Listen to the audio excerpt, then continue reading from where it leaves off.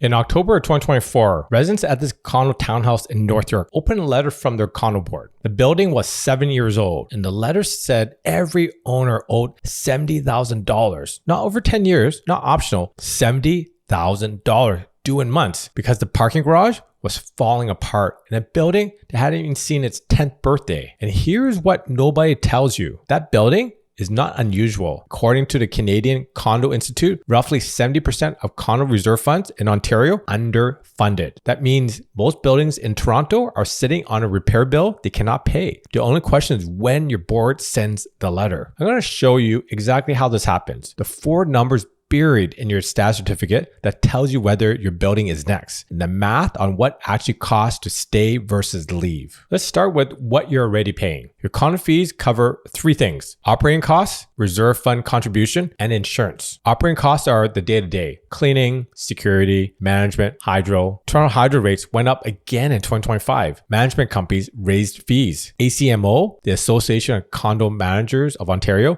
reported management costs increasing 8 to 15% per year for buildings over 15 years. Reserve fund contributions are savings account for big repairs. Here's the problem. Construction costs in Canada are up 40% since 2019, according to StatsCan Building Construction Price Index. So the reserve fund study your building did 3 years ago, the numbers are already wrong. When the new study comes in, contributions jump.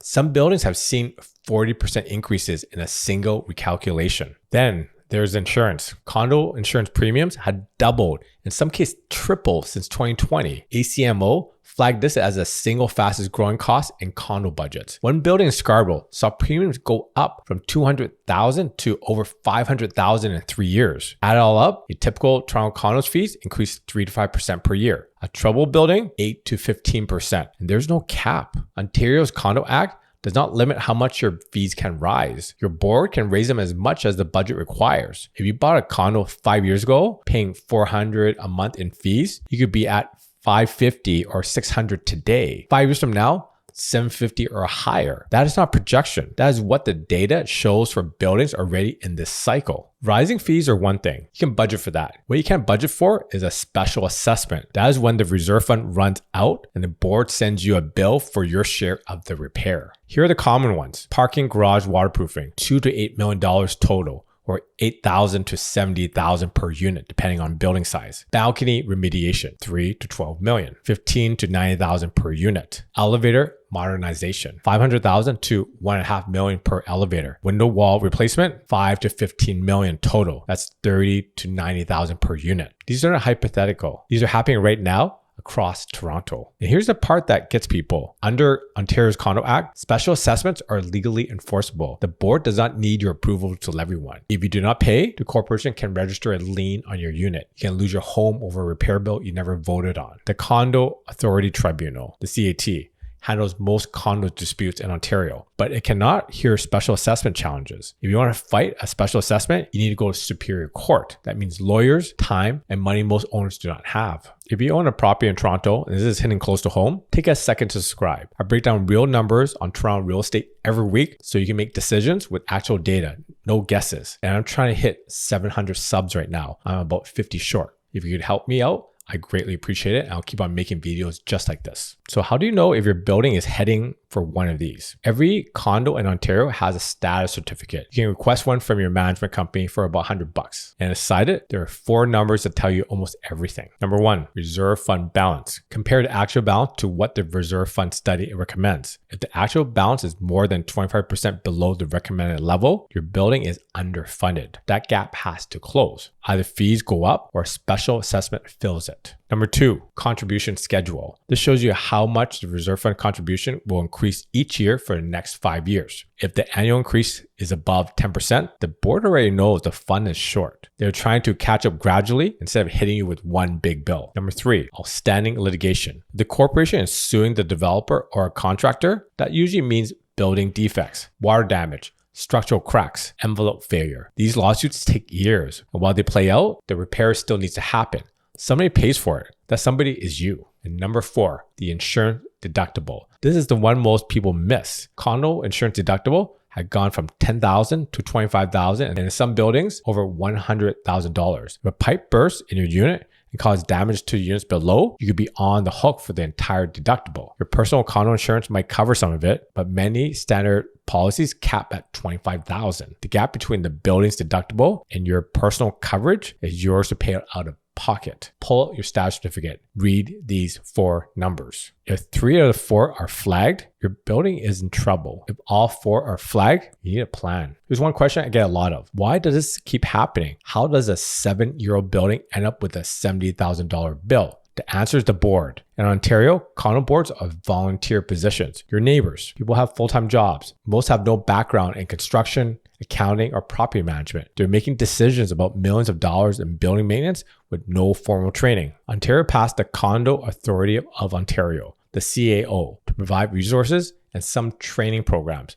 But completing the training is not mandatory for board members. Even with the best intentions, volunteer boards often defer expensive repairs to keep fees low in the short term. Low fees make units easier to sell. Deferred repairs make buildings expensive to own. So the building that advertises lowest fees in the neighborhood, that might be the one deferring the most maintenance. And when the next reserve fund study comes in, all of that deferred work hits the budget at once. There are over 2,700 condo corps registered in Toronto alone. Each one is governed by a volunteer board. The variance in management quality between those 2,700 buildings is enormous. And as an owner, you have very limited ability to change how your board operates without a costly legal fight. So let's talk about the other option. What does it actually cost to leave a condo and buy a house, a freehold? Right now, the average Toronto condo is selling about $635,000, down 6.3% year over year, according to TRREB's April 2026 data. Average condo fees in Toronto sit around $650 a month. And in many buildings over 15 years, they are well above that. Say your fees are $650 a month and rising 5% a year. Over 10 years, you pay roughly $98,000 in condo fees alone.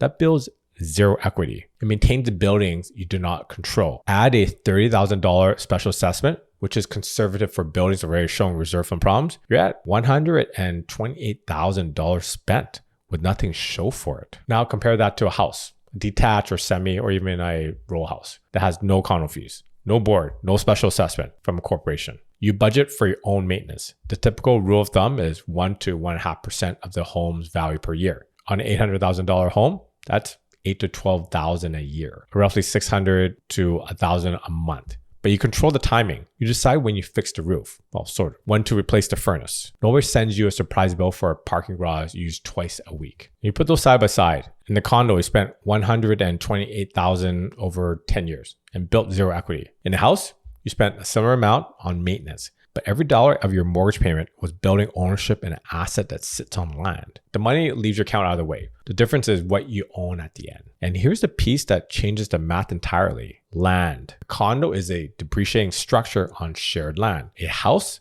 sits on land you own. Toronto land values have increased in every 10-year period since 1953. The building on top ages. The land underneath holds. There are a lot of condo owners making this move every month. The ones who run the numbers early have options. The ones who wait for the special assessment letter are selling under pressure into a soft condo market. So timing matters. So every dollar of condo fees builds zero equity. Every dollar of mortgage payment on a house builds ownership in an appreciating asset, the land. The gap between those two paths gets wider every single month. So pull your status certificate, check the reserve fund balance, contribution schedule, the litigation, and the insurance deductible. The numbers do not look right. You need to know before the letter shows up. Thanks again for watching. See you soon.